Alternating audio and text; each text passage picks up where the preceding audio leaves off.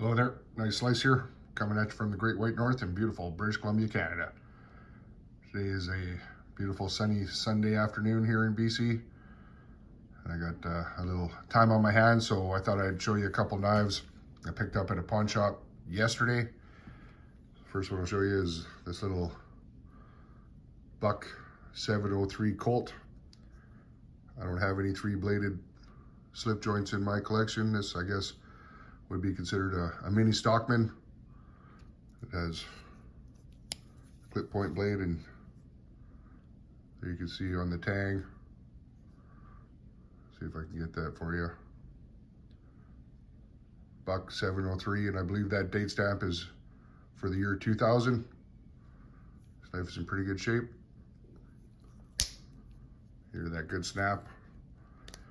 There's the spade blade. Also in pretty decent shape. Does maybe look a little bit rough, but I could deal with that on the sharpening stones, no problem. Again, good snap on that one. And the last one is coping blade. Excellent condition. Pawn shop was asking 30 US for this, and I paid 20 US dollars. I was down in Bellingham. Had an occasion to run down across the line, and there's a pawn shop down there I like to frequent when I'm down there, so gave me a good deal on that one. What I really wanted to talk about was what's in this sheath here. So you can see the sheath is in pretty good shape,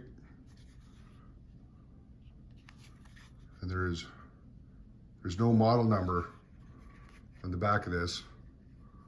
That's an indication of the age of this particular sheath and knife combination. So what we have in here, you can tell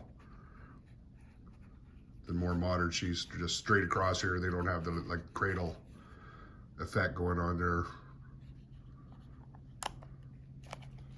But what I found in that sheath is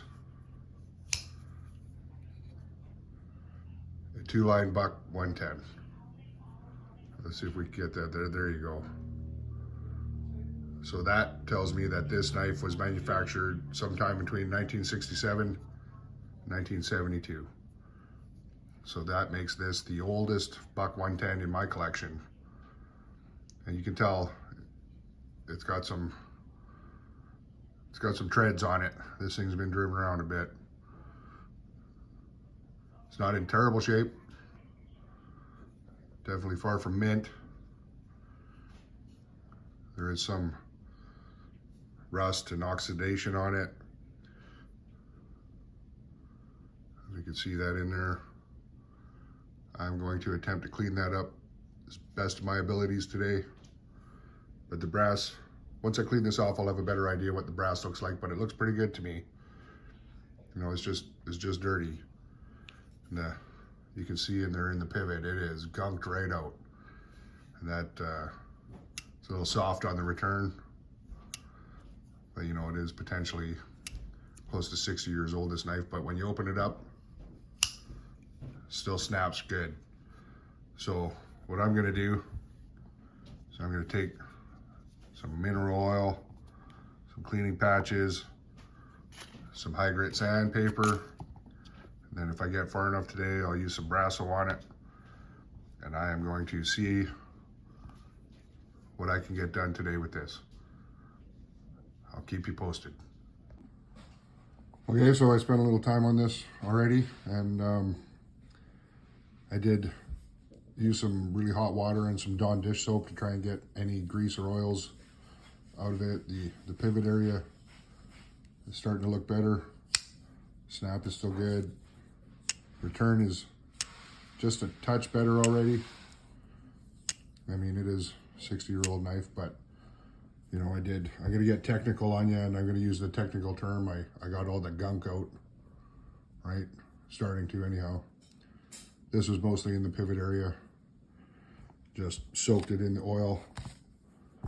Used my cleaning patches and a small screwdriver to get in there and dig around. I did clean up. There was a real mess there right by the tank stamp. I'm starting to make some progress on that. Got a lot of the corrosion out of the inside of the frame there. On the underside of the lock bar, you still see there's some in there. And the back spring. But we'll keep working on it, and I'll keep you posted. Okay, so I've gone at it with the mineral oil. I've dug out all the gunk that I think I'm gonna get today out of the pivot, which was quite a bit. It's looking much better than it was. I've taken some 1400 grit and then some 3000 grit sandpaper to the brass, and as I suspected, the brass is in pretty good shape on this old knife. Not a lot of pitting, hardly any pitting at all actually. So I will hit it with some Brasso and see if I can shine that up even a little bit more. Then I'll show you the final result. All right, so I've gotten about as far as I'm gonna get on this knife today. I have some other chores that needed to be done, but I have spent a good portion of Sunday afternoon trying to clean this thing up. I think I've done it justice. You know, I believe I will send this one into Buck, maybe get their spa treatment, see if they can. I'm sure they can do a better job than I did, absolutely, but maybe they can take care of some of these battle scars on the spine of the blade.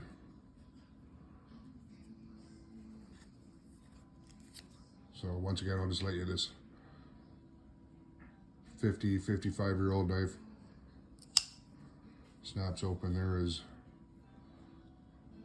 no discernible blade play in this thing, and you can see it was a user. I did also put a very good edge back on this thing. It was fairly dull, but this is the 440C, and we'll just talk a little bit about this. I love the satin finish on these old Buck blades, and a very subtle hollow grind on these. This was probably a hand-shaped blade. Back in the day, there would have been someone who took the time to put that hollow grind in by hand. Finish that blade off. But you can see the natural lights coming in through the window here at Kitchen Table Studios. This knife is looking much better than it was. And here's the aftermath of my cleanup job.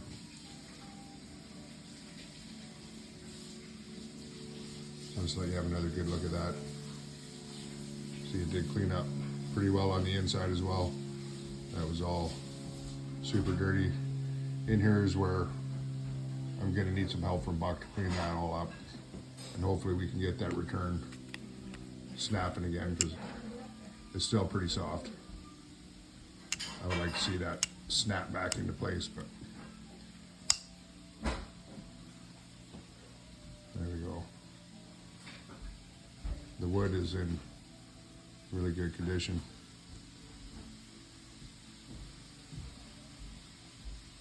I'll just put this back in its sheath.